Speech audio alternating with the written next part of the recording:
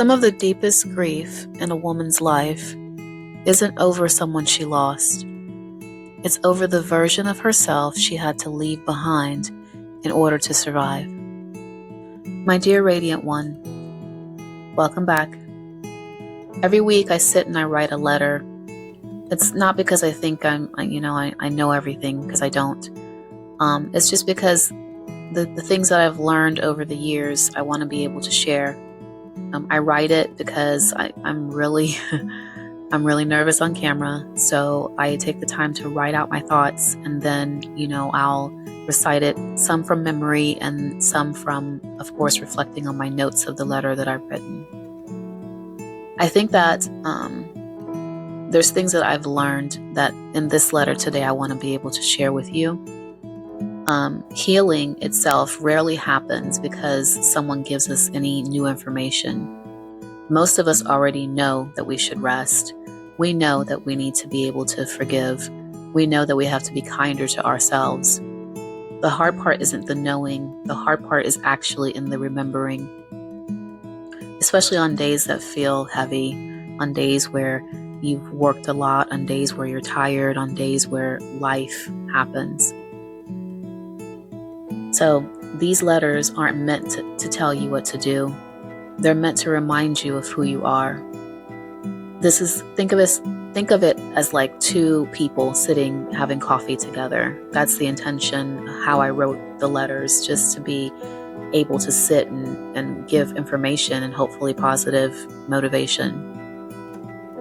There's no pretending, there's no pressure, just a quiet place to be able to breathe and for me to be able to read my thoughts.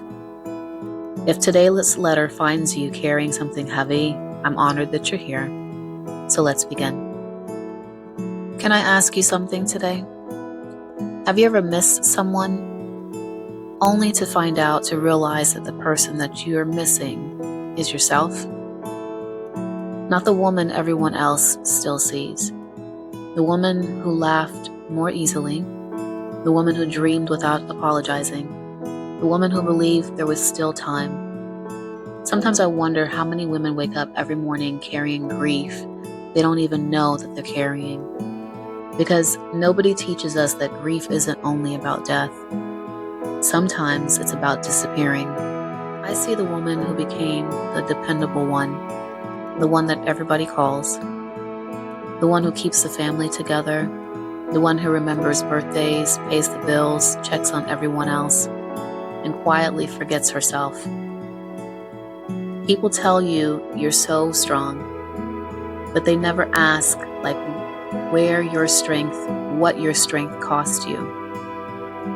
Somewhere along the way, you stopped asking yourself, what do I need?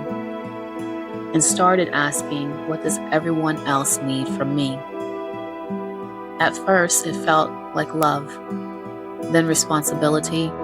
Eventually, it became your identity. The other day, I was going through my phone. This is actually the reason what prompted this letter for me. Sometimes your phone will show you like pictures that you've taken, like a memory. These were a series of selfies that I had taken throughout, I think maybe the last year or so, for this memory. At first I was smiling, just kind of remembering, the selfies that I had taken. And then I started noticing something, the expressions on my face. Each picture kind of slowly, as the year progressed, the light was starting to kind of fade from my eyes. That sparkle was starting to disappear. It wasn't all at once either. It was just little by little. It was a little bit heartbreaking to see, because in the moment while I was living it, I never noticed the gradual, decrease in the changes that were happening within the pictures and within the life that I was living. I was just always so busy. I never even noticed it because I was in the middle of it, perspective, right? So I thought that I was tired most of the time. I was busy doing what needed to be done. But looking back, I wasn't just surviving those hard seasons. I was just quietly saying goodbye to pieces of myself. Nobody knew, not even me, until I looked back on it. I've been a nurse for quite some time now, and I've realized that not every wound bleeds. Some wounds are going to show up as exhaustion, some wounds irritability, some as numbness. Some look like women who keep smiling and while carrying more than anyone realizes that she's carrying. I've watched families grieve after somebody dies, but I've also seen women grieve while everyone around them assumes that everything is fine. Because invisible losses don't come with casseroles. Nobody sends flowers because you lost your confidence. Nobody gathers together because your marriage slowly became lonely. Nobody checks in because you've spent years forgetting who you are. Yet those losses are real and they deserve compassion too. Here's what I'm hoping you're going to remember today from this video. Grief isn't always asking you to go backward. Sometimes it's inviting you to go forward. Maybe you had to lose the woman who survived so you could finally meet the woman who is free. Maybe you've been mourning her without realizing she's been making room for someone new. So today I'd like you to ask yourself just one gentle question. What part of me have I been grieving without even realizing it? Don't rush to answer. Just kind of sit with it for a little bit. Maybe it's your joy. Maybe it's your confidence. Maybe it's the dream you quietly put on the shelf just because life got really busy. Wherever your answer leads, meet yourself there with kindness, not judgment. Before we leave here today, I'd like to leave you with this. May you stop apologizing for missing the woman you used to be. May you thank her.